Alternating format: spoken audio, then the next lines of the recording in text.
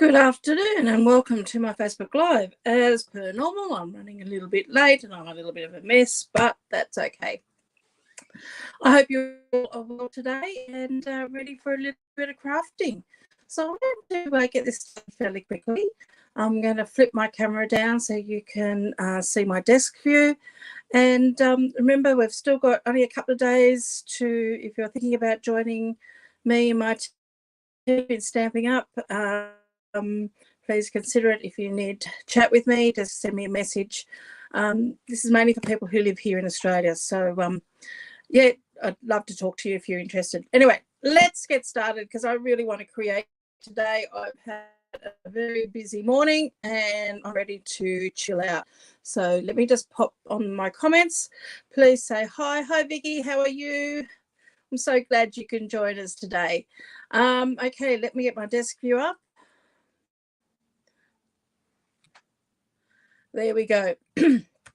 So this is a card we're going to recreate today. This is just one I've put together a little while ago with all my mistakes and errors because I was trying to flick some colour and I managed to put a mark on my card. But what I'm wanting to show you today is how to create a watercolour background. Now I'm hoping you can see this okay. Just let me just straighten my camera a little bit. I don't get the best of internet here in my workroom. Unfortunately, I'm a little bit too far away from everything, and the booster that we have here doesn't work. So if there's any issues, please forgive me. Anyway, let's get this card started. So what we're going to be using some shimmery white because again we're going to be doing some watercoloring. So you need to either use watercolor paper or shimmery white cardstock, which is going to hold the water. If you use your basic white, your color will tend to blend. Hi Glenda, how are you? So that's what we're going to be doing. So I've got some shimmery white cardstock. My card base is in Early Espresso and I'm going to be doing a matte in the Crumb Cake, and I'm using a little bit of suede ribbon, which I have got some here. And the colours we're going to be using today are, I've got Early Espresso to do my sentiment. I've got Old Olive, Orchid Oasis, and Daffodil Delight. So they're the colours that we're going to be using. Now this card I think is great for a male. The sentiment I've used and the stamp set that it comes from is from Nature's Harvest, and I'm using the dies that go with that, and they're the dies that are called Harvest dies. So I'm just using one die for this. This is the one that looks like wheat, just sort of because that's probably my favorite die in this whole set I've discovered. So that's quite a simple card, and you'll need to have a large block. Now this is the block I'm going to be using. It is the I block, so it's wide and the length of my shimmery white. So I'm just going to trim a few things down now, cut these all down to the sizes that we need. So we're going to need our card base. Now I've also got a piece of crafting mat here underneath me because we are going to be playing with water, so that's just protect my surface underneath. So let's get our card base. I'm going to cut this in half. So if you're using letter size in the US, you're going to make these measurements equivalent to your cardstock. But again, it's the same sort of thing. We're just cutting it in half. Now it's up to you whether you want to go portrait or like a 10-fold card, or whether you want to do it as a book fold card.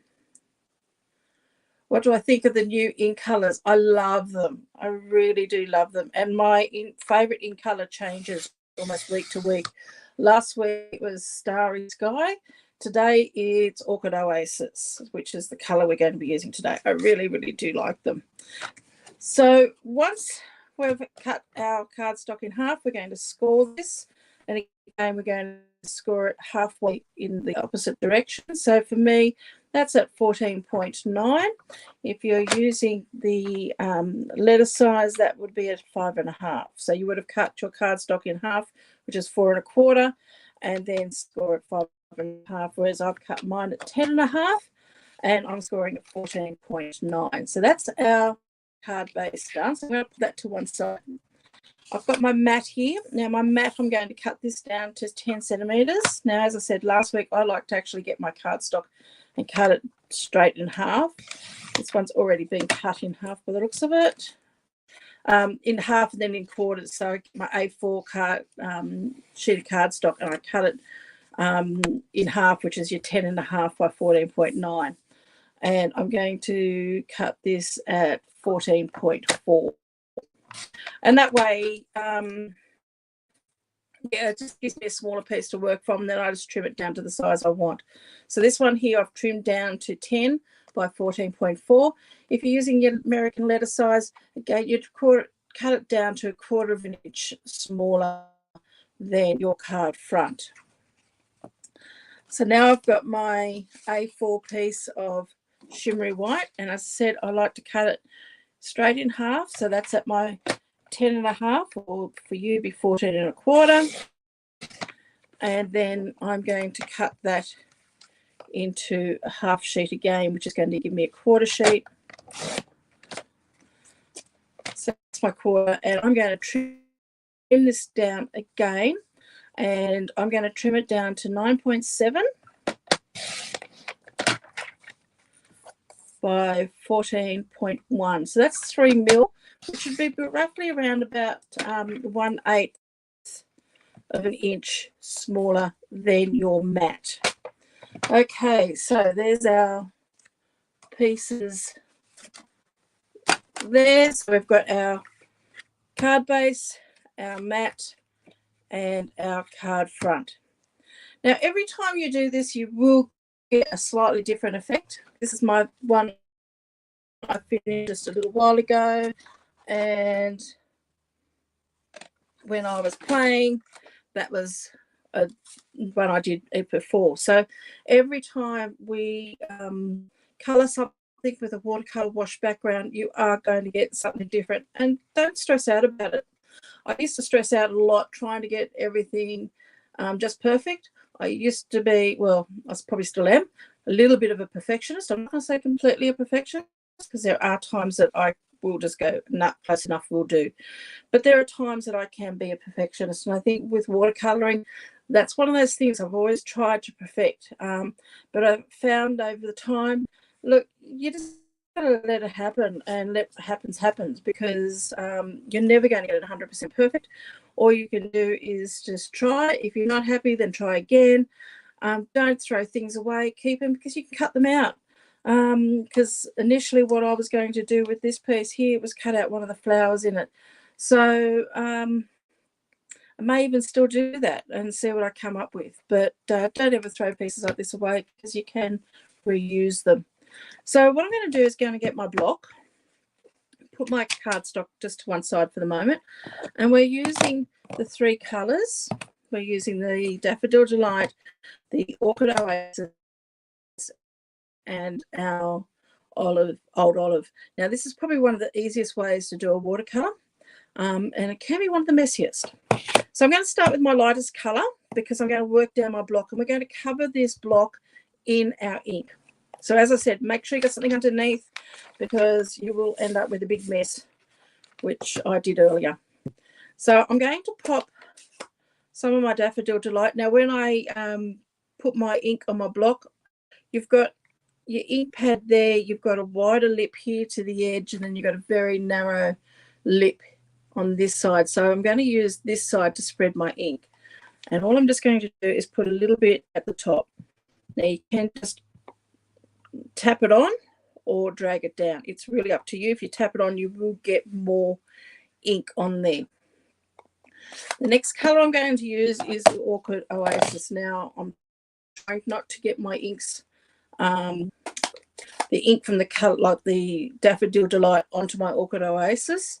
So, and this one here, I am going to drag, because I only want a little bit. So this piece here is that much. I'm going to take this one a little bit longer. And again, using that narrower edge there to drag my colour down. Now, I am going to drag it. These stamp pads, because they are brand new, are very, very juicy, so it's easier to actually do that. And the reason why I'm dragging it, because I don't want to tap the colour, because I'm going to put green at the bottom, and my green is actually getting lighter than my Orchid Oasis. So if I tap it on there, there is a good chance I'm going to get that colour onto my ink. And I'm only just taking this one here just below, and I can tap that one there on.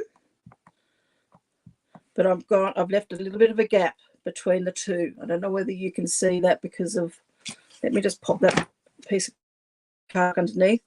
There you go. You can see I've left a bit of a gap because I didn't want the blue getting onto my old olive ink pad. Okay, close that one up. Now the next thing we need is a spray bottle of some water. And all we're going to do is just give this a couple of good sprays.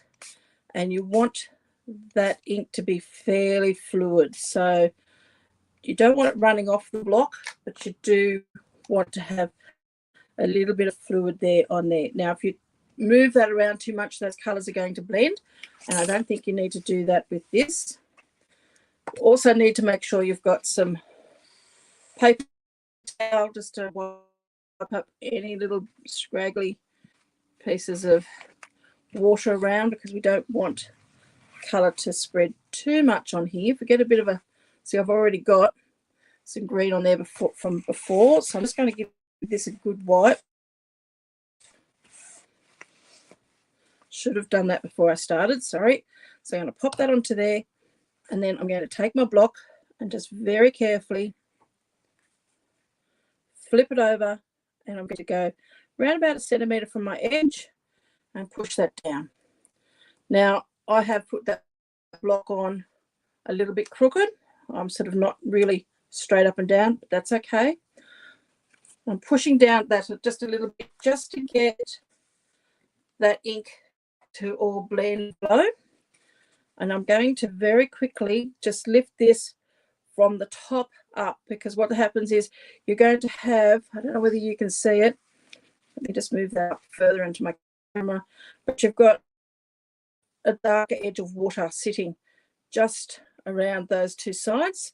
So if I bring that up straight up, you can see where all that ink, wet ink and water have pooled. I'm just going to wipe that off very quickly because I don't want that to go anywhere. And all I want to do is probably just dab that. Now, as I said before, I just want to get rid of this excess water. And I'm not worrying too much about how the colours are going down, because we do want a natural look, and I want that natural sort of edge on it. So I'm not trying to wipe it away. I'm just wanting to soak that up a little bit just to get rid of some of that excess water. Now I'm going to hit this with the heat gun just to dry that off, but I'm going to push the ink more into downwards and slightly at an angle in, because I don't want it to go any more over the blue and the yellow. But I also don't want it to go any more out onto the shimmery white cardstock. So give that a really good dry.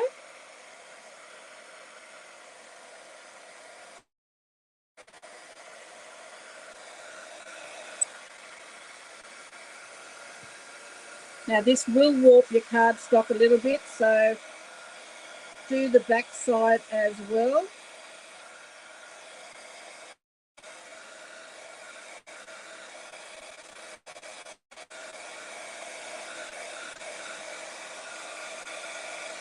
And what I'm going to do is grab my big block and throw that on top. Now that block has got a bit of weight in it, so hopefully that will help with the heat as it's cooling down to push that paper back down again. Now, as I said before, you are going to get a very, very different look every time you do this. Yeah, it's a really good technique, Vicky. It's you can get some really, really nice effects and different looks. So it's something that I've done a few times. You don't have to mix your colours. You can do it with one. You can use your Stampin' Right markers as well if you don't want to use your ink pads. It is, and you just colour that across your block. But it is a good fun one to do. But just be very careful you don't mix your ink pads, get the blue on the yellow. Now, if I probably had more time, I'd probably do another one, because I would have loved a bit more blue in that. But I think that's still going to look quite effective. because I really want this to be a slightly more masculine card, slightly more sunset, earthy sort of looking card. So I'm going to stick with what I've got here. But what I am going to do, and this was an accident on my last one, so let me just bring in this one here, and you can see some little white spots. Okay, so you can see with this one here, I got a lot more blue into it than I did with this one, but that's okay. What I'm going to do is just take a little bit of water, and I don't want too much. Move that one out of the road, and I'm just going to give that a little bit of a flick. And that's just going to add, hopefully, some little, it pushes the colour away and gives you some little white spots. And I can start seeing those starting to appear. You can get your paper towel and just blot that up, and you can see those spots. So it actually lifts the colour. The other thing I'm going to do is I'm going to add some splatters, but with this one here, I tried to add my splatters with my Stamp and Write marker, which is one of these, and what you do is you get that and you flick that across using your lid.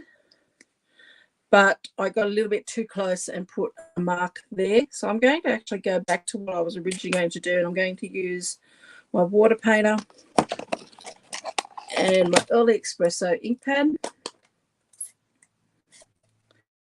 And I'm just going to make a little here of ink, wet ink, just like we did last week.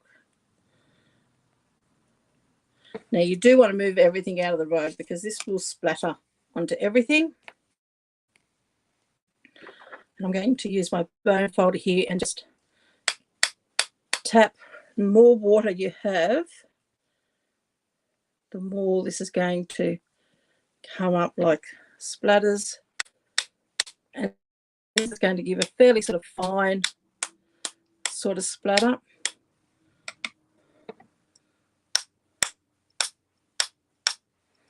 Okay, I'm going to leave it at that because, as you know, less is more. So I don't know whether you can see the splatters on there, but it's just got a little bit of splatter in there in the browns as well.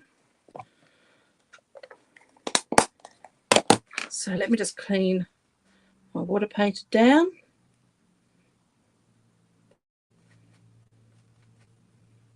Just with my paper towel, squeeze that water through and just get that all that ink out of there. Now, of course, if you didn't want to do the splatters, you could use a stamp, which is some of the stamp sets do come with a splatter stamp in it. This one, unfortunately, doesn't. So, but I'm sure if you look around with what you've got at home, you could find something there. Okay, so once I've done that, I'm going to stamp my sentiment, and I'm stamping my sentiment in Early Espresso.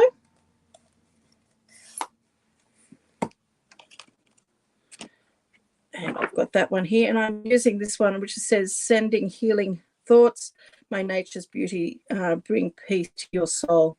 So I just thought that was a nice one. Now be careful you don't rock your stamp because it is thin, and I'm just going to run it up the side, and this is something I haven't seen done for a little while, but I do like it. And I'm just popping that there. Again, as per usual, it's not real straight, but that's fine because, again, it's going to give that nice rustic feel that I wanted to this card. Sometimes you don't have to be 100% perfect, as I said before. Now, I've got my piece of suede ribbon here, which is in your annual catalogue. So please, this has carried on. It's not one I've used a lot, so I'm not a great ribbon user, but I do like having this one just for masking cards like this. And I'm going to pop that on there, and I don't need that whole length, so I'm going to cut a bit off. And the easiest way I found to glue this down was to grab my multi-purpose glue and just add that down the back. Now, usually I don't use multi-purpose glue on ribbons because it soaks through, but because this is like an imitation suede, it didn't seem to come through as much. And I'm just going to grab that and pop that down the length of my card just like that. Flip that over and just hold that down for a few seconds for that to dry and bond to the back. So that's so far our card with a lovely watercolor image on it. Okay, let me just remove some of this stuff around me. This a bit of a spray and a wipe down so I don't put it away dirty.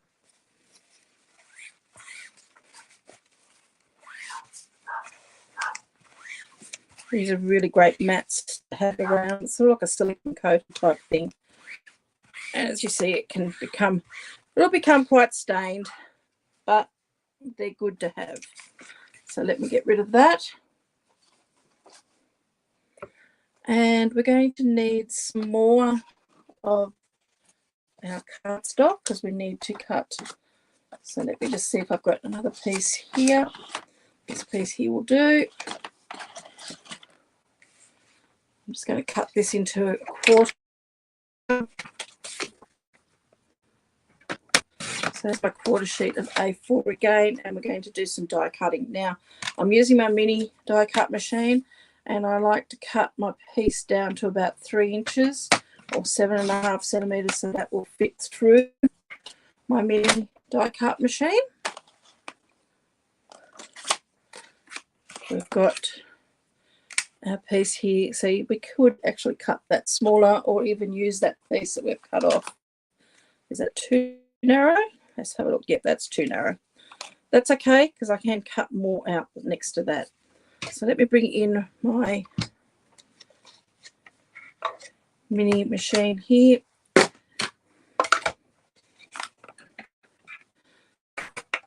So I hope you're all having a lovely day. So don't forget to pop that plate on. I hope it's nice weather where you are. It's getting a bit cooler here in the Southern Highlands of New South Wales. My son is heading to Tasmania in about a week's time, and I've pre-warned him that he will most likely have snow down there. So he's driving, so it's going to be interesting because he hasn't driven in icy cold weather and snow before. So I hope he and his friend who's going with him is going to take it nice and easy. Okay, so there's our die cut piece there that cuts out beautifully. And I just love this. I actually come from the moment where I live in Bosphar, which is about an hour and a half or so out of Sydney. And but I come originally from a place called the Riverina, which is where we grow a lot of rice here in New South Wales. It's known for its agriculture. So this sort of doing a card like this reminds me a lot of home. So all I'm going to do with this die cut is actually just glue that straight down. It's a little bit too narrow to be putting dimensionals that underneath it.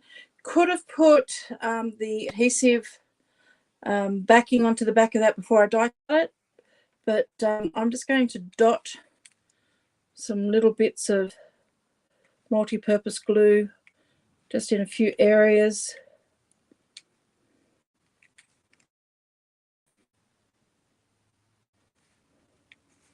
And I'm just going to very lightly just dot it down towards the bottom because we don't want those stems to pop up. Okay, once you're happy with that, you can just pop that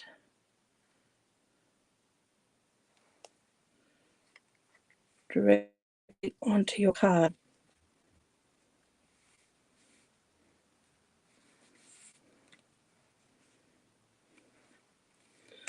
So there we go. Now we've got the rice or the wheat growing with a nice sunset behind it, or water behind it, whatever. So you can pop this then onto your mat. Now I am actually going to glue that straight down, and the reason for that is there's a bit of warping in my in my card front, and hopefully the by gluing it straight down onto my mat, that will remove some of that warping, or sort of help flatten it out a little bit. But unfortunately, that's what happens when you're doing anything with water.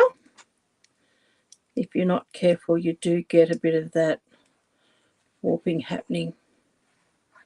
So I'm going to give it a really good coverage in glue, but not putting too much on, just enough to spread those lumps out a little bit. Pop that down. Remember, using multi-purpose glue, we do have a little bit of time to slip that around, move that into place. Again, putting your block on top of that will help sort of give a bit of weight behind that, flatten that out a little bit. So I'm just going to move that to one side up there, just to let that sit for a bit while we do our card. So here's our card base. I'm going to fold that along that score line, grab my bone folder and give that a nice firm crease.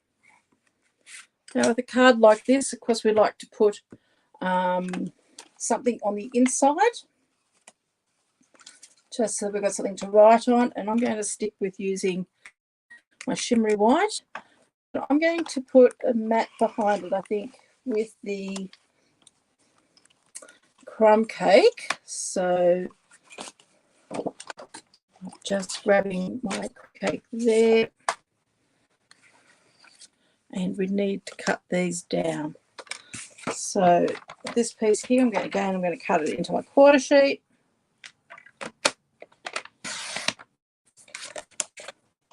And then I'm going to cut this down to 10. So it's just that 1/2 centimetre or 1/4 of an inch smaller all the way, well, on two sides. And then when you put it into the inside of your card, it's actually about 2.5. And then this one here is going to be 3 mils smaller than my mat. It's going to be 9.7. Or as I said before, you could use 1/8 and 4.1.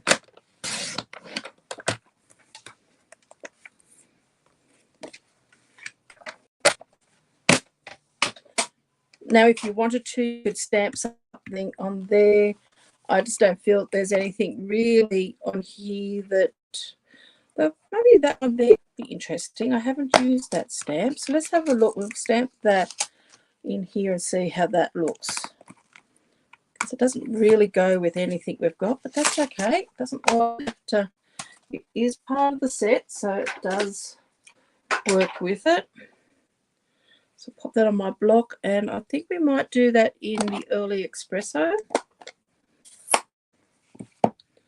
Don't know whether there's a right or wrong side for this. I think it's just more of a background type image. Let's just stamp it to have a look. Yep.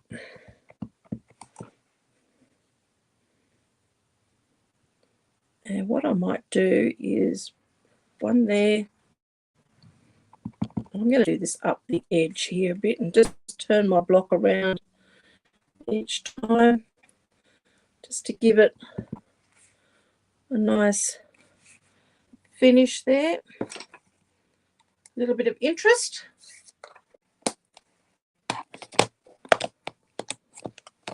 Oops, I'll come back to that. Okay, so we've got our card base here. We're going to pop that in there. We'll pop that on top of that first, though.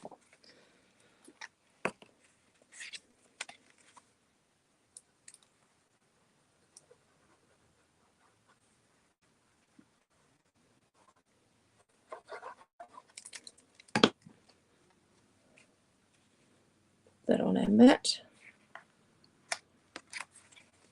It's nice sometimes just to put a little bit of effort into whatever you put on the inside of your card. That just adds that nice finishing touch that not all store-bought cards have got. So just shows you've put a little bit more thought into what you're doing.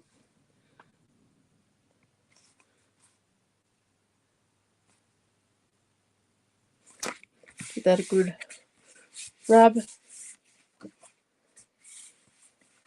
Just going to give that another go over with my bone folder. So there's our card. Now I'm going to, this with my original card, again, I just glued that straight down, but this time I'm going to add some dimensionals onto the back of this. So just grab your dimensionals. Now you could use your black ones or your white ones. I'm going to use black for this, just for the fact that it is going onto a dark card base.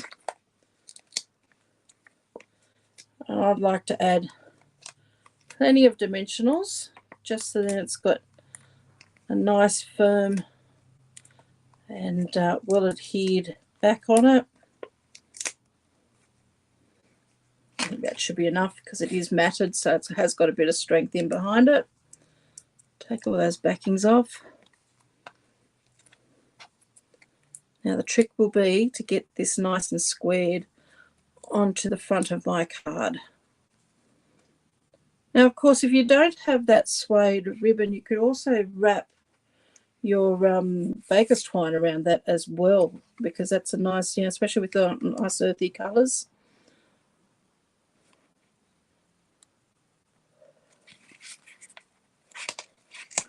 Yep, that needs to go a little bit higher up. Hold on a second.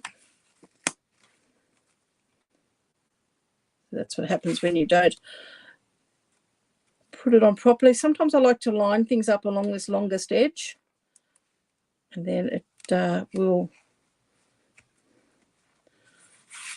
that's better.